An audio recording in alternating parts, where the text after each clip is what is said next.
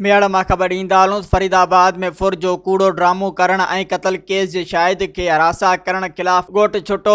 मीरवाणी जे रहवासियुनि नदीम चांडियो, गुलाम अली चांडियो, मुनीर अहमद चांडियो, इम्तियाज़ चांडियो, अली बख्श उर्फ जोगी ज़मीर चांडियो, साजिद चांडियो ऐं इम्तियाज़ चांडियो जी अॻवानी में एहतिजाजी मुज़ाहिरो कयो वियो। हिननि चयो त मुख़ालिफ़ असांजे मासूम ॿारनि सां विड़िया आहिनि। वरी मोटरसाइकिल जे फुर जो कूड़ो ड्रामो कयो वियो आहे। हिननि जी मोटरसाइकिल फुर नाहे थी। हिननि चयो त असांजा मुख़ालिफ़ सोबत चांडियो, गुलाम नबी चांडियो, खादिम चांडियो कूड़ा ड्रामा करे क़त्ल केस में शाहिद खे फासाइण चाहिनि था ऐं हरासा करे हथ खणाइण चाहिनि था। हिन IG Sindh DIG Hyderabad SSP दादू खां मुतालबो कयो त मोटरसाइकिल फुर जो कूड़े ड्रामे जी जांच कराए असां सां इंसाफ़ कयो वञे। मज़ीद ख़बरनि ऐं तफ़सीलात लाइ विज़िट कयो असांजी वेबसाइट www.awamiNewsHD.com ऐं ॾिसंदा रहो अवामी न्यूज़ HD।